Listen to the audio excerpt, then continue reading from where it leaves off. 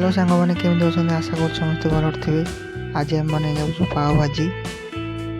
आपड़ चाहते ये पाव भाजी घर या वीडियो लेस्ट फोन देखु।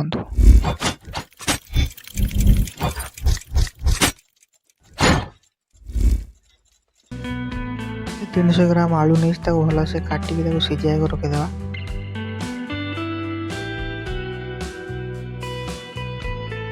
सीझेला बेले गोटे चामच लुण ये पकई नौ।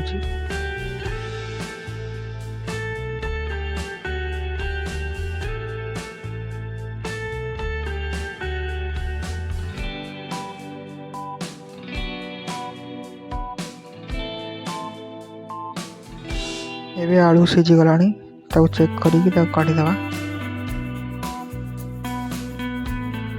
मुझे गोटे कढ़ई गोटे चामच बटर नहीं बटर को भल भाव मेल्ट होगा दवा।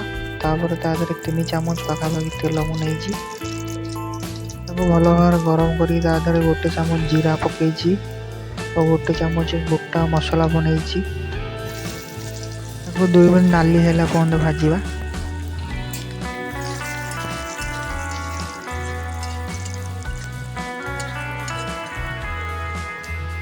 मु गोटे मीडियम साइज कटा होता पिज को नहीं पकई भी भल भाव भाजवा। मुझे पिज भल भाव सीझापी गोटे चामच लुण पकई गोल्डन कलर है पर्यंत भाजवा। जब आम गोल्डन कलर हो गला अदा रसुण और पिज बटा करदे 2 मिनट पर्यंत भाजवा भल से मसला जब बासनाटा पड़े जाए। एबे मु गोटे चामच हलदी पाउडर नहीं गोटे चामच लंका पाउडर आप चाहिए कम बेसी भी करें।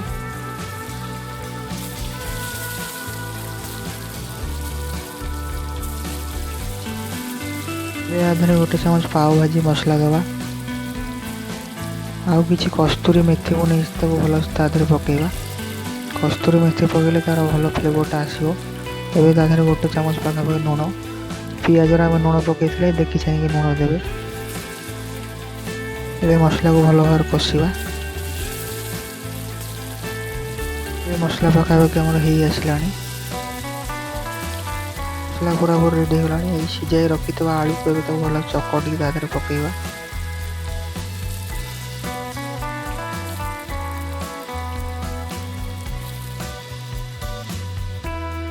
भल भाव मिसई भल से कषा 5 ରୁ 6 मिनट पर्यंत।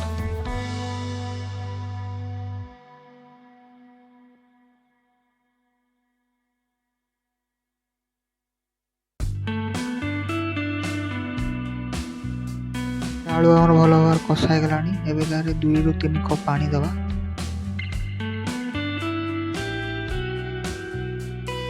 गोटे फुट आसला पर्यंत सीझौवा।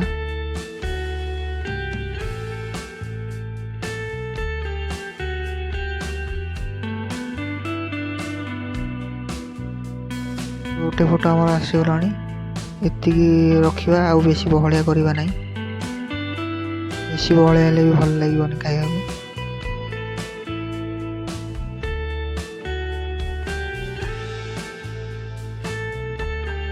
किसी कंचा धनिया पत्र पकेवा और जीरा लंका गुंड किसी पकेवा।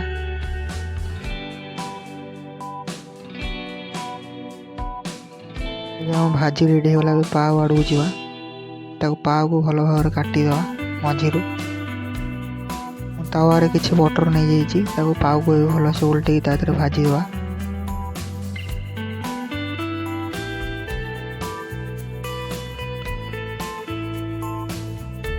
पाव आम भजा हो गला एवं रेडी हो गला आमर पाव भाजी।